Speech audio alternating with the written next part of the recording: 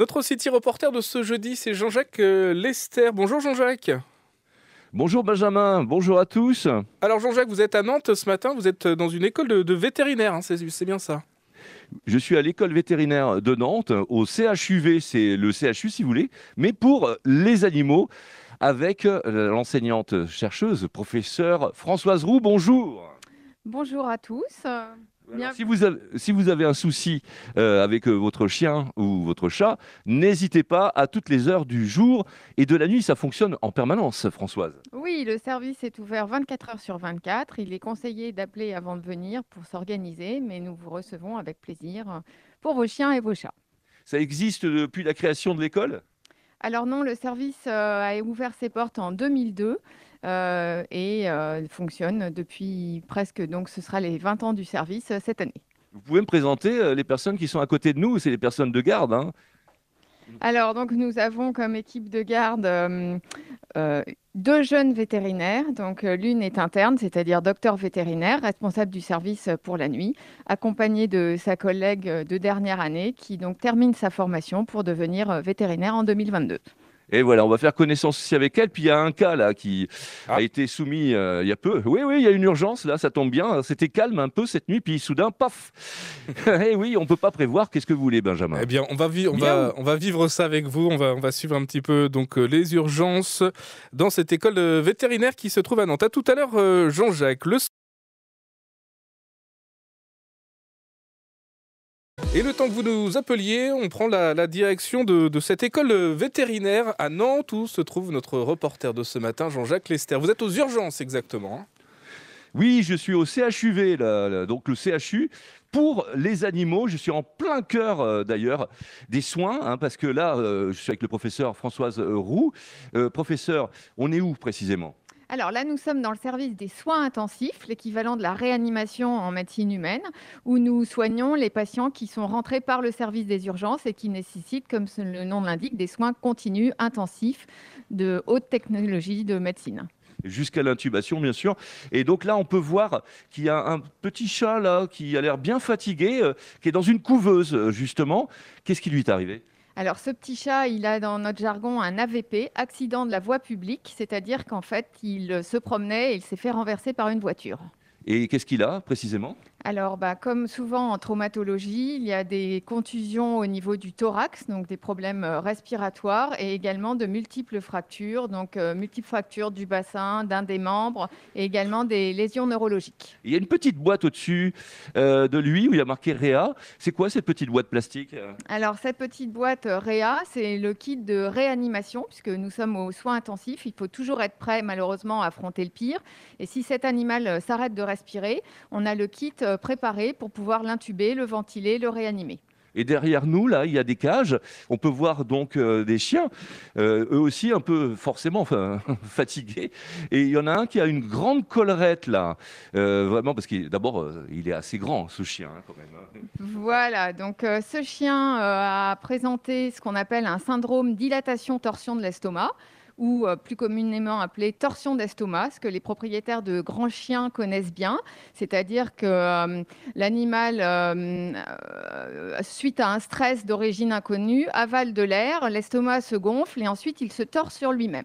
Donc ça, c'est une urgence absolue pour laquelle il faut consulter en urgence, et c'est une intervention chirurgicale qui permet de détordre l'estomac et de le fixer dans la position correcte pour que le chien puisse à nouveau être sur ses quatre pattes. Voilà, vous voyez, des interventions variées. Ouaf. Merci à vous, hein. Merci à vous d'être là quand même au CHUV à Nantes, hein, route de Gachet. Et à tout à l'heure, Jean-Jacques Lester, donc dans cette école vétérinaire à Nantes. On joue avec Ludovic. Bonjour Ludovic.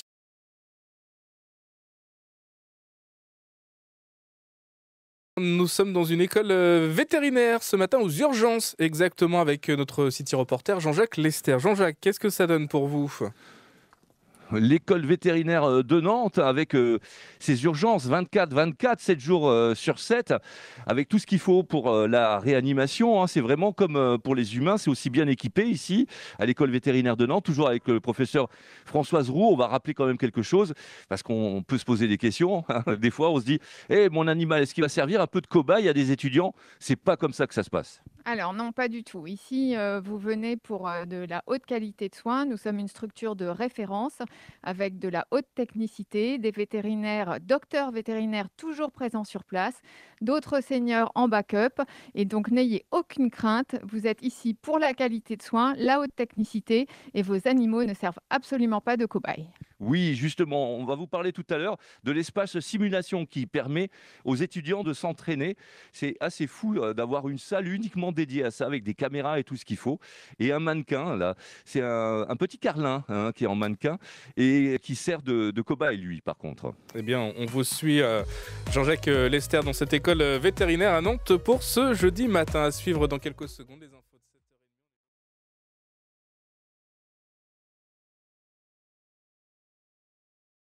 7h30. Direction l'école vétérinaire de Nantes, où est notre reporter de ce matin, Jean-Jacques Lester. Jean-Jacques.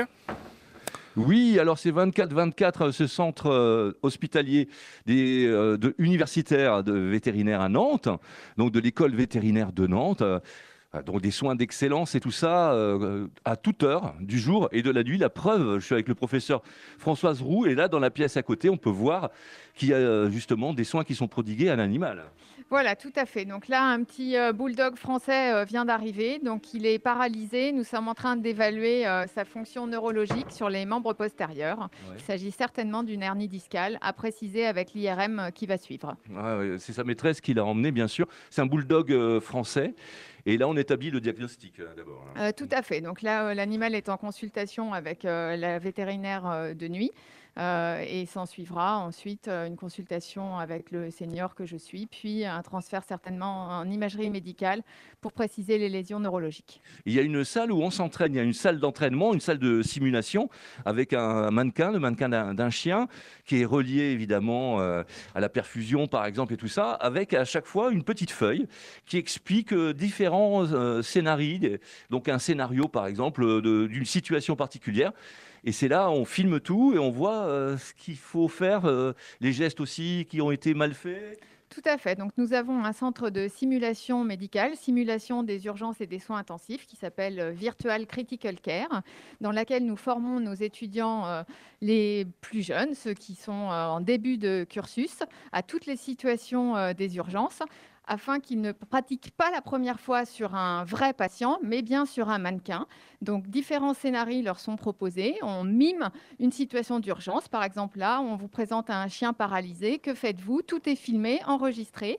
Et à la suite de cette séquence, il y a ce qu'on appelle un débriefing.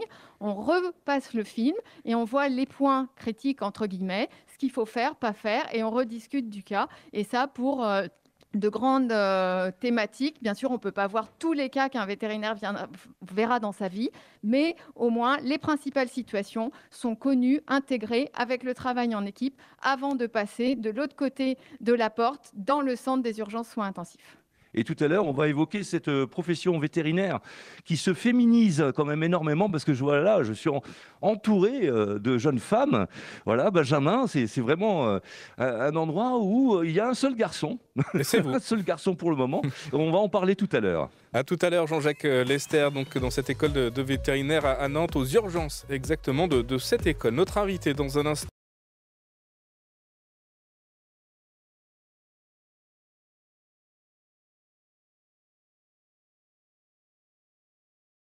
Nous sommes aux urgences de l'école vétérinaire de Nantes avec Jean-Jacques Lester, notre city reporter de ce matin. Vous êtes avec le bulldog français, c'est ça Jean-Jacques? Comment ça se passe? Oui, qui a été amené ce matin. On est en train de s'occuper de lui, justement. On était en train de lui raser un peu une partie de la papate, professeur Françoise Roux. Pourquoi faire?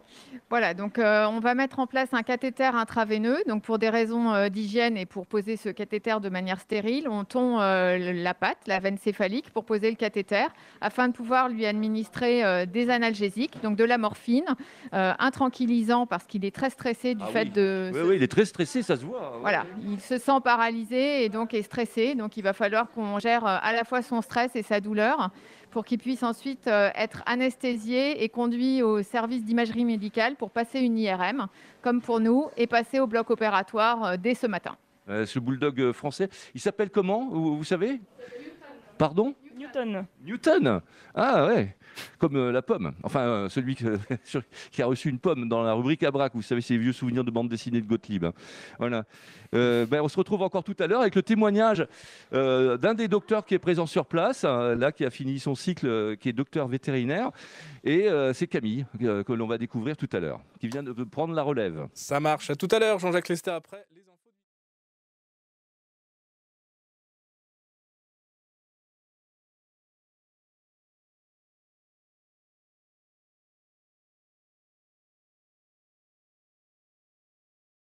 Jean-Jacques Lester, notre city reporter ce matin qui se trouve donc dans cette école vétérinaire à Nantes. Vous êtes aux urgences de l'école. Oui, exactement. Là, ça fourmille de blouses blanches actuellement parce que c'est la relève après la nuit. Et tiens, je pensais à votre histoire de The Voice, là, avec la question, et ça m'a donné une idée. Ce serait bien un The Voice avec des chiens et des chats qui chantent. Non, c'est une mauvaise idée. Bon, donc, je suis avec le docteur Camille Le Sueur qui vient prendre la relève. Bonjour. Bonjour. C'est avec plaisir que vous arrivez comme ça tôt le matin pour travailler. C'est toujours un petit peu dur de se lever tôt, mais oui, ça fait toujours plaisir. D'aider en tout cas les collègues, de les relever parce qu'ils ont fait une longue nuit. Donc, Ils ont commencé vers quelle heure, vos collègues ? Ils ont commencé vers 18h, 18h30 et souvent ils partent vers 9h, donc ça leur fait quand même une bonne nuit. Ça fait 12 heures d'affilée à chaque fois, c'est 12 heures par 12 heures que ça se passe. Alors là, vous prenez en quelque sorte le quart. Et quand c'est de nuit, comment ça se passe ? On peut se reposer comme on peut voir là pour les centres hospitaliers pour les humains ? Alors quand on est dans les soins intensifs, normalement on ne se repose pas puisqu'on est au chevet des patients toute la nuit en fait. H24 en fait même, donc jour et nuit. Donc normalement aux soins intensifs, non, on ne se repose pas. On essaye de se relayer par exemple pour avoir toujours au moins une personne à leur chevet, mais normalement on n'est pas censé dormir. Et du coup, on reste tout le temps à côté d'eux pour assurer les soins. Au cas où, en fait, comme on a des animaux qui sont dans un état critique, pour pouvoir réagir en fait tout le temps. Donc voilà. Et là, on voyait que on avait sorti quelques chiens de leur cage pour les tenir en laisse et les balader. Ça consiste en quoi ? C'est pour voir comment ils se comportent ? C'est pour voir comment ils se comportent, mais c'est aussi pour garder aussi leurs besoins quotidiens, journaliers. Il faut qu'ils mangent, il faut qu'ils boivent, il faut qu'ils urinent et qu'ils défèquent, c'est normal aussi. Donc on est obligé de les sortir. Et bon, ils restent en cage, on va pas se mentir, donc ça leur fait toujours du bien d'aller se défouler un peu dans le plein air. Pourquoi cette vocation, docteur Camille Le Sueur ? Pourquoi devenir vétérinaire ? Alors ça remonte à très longtemps. Je pense que comme beaucoup de gens, c'est une passion. Donc moi, j'y ai pensé quand j'avais déjà 4-5 ans. J'aime les animaux, déjà, j'aime les soigner, j'aime les voir bien portants. Donc c'est vrai que c'est joli, mais il y a toujours les côtés sombres du métier, comme on pense notamment à l'euthanasie. Donc ça, c'est toujours compliqué, mais j'aime soigner. Voilà, ça c'est un beau métier. Alors, je vous laisse justement prendre votre tour pour cette journée de 12 heures quand même. Merci, docteur. Et puis, on le rappelle, si vous-même, vous avez besoin d'amener votre animal en urgence, ici votre chien, votre chat, à l'école vétérinaire de Nantes, donc à ce service d'urgence du CHUV, n'oubliez pas de téléphoner avant de venir. Vraiment. C'est obligatoire. Vous appelez d'abord et ensuite vous amenez l'animal, ok ? Ok, très bien, Jean-Jacques. Oui, c'est compris. Oui, j'ai un chat, voilà. Bon. Ah bon ? Oui. Ah oui, je savais pas ça. Vous ne me dites pas toute votre vie, vous. Merci Jean-Jacques Lester. Il s'appelle Saki. Voilà, allez savoir pourquoi, c'est les enfants qui ont choisi le prénom. Bon.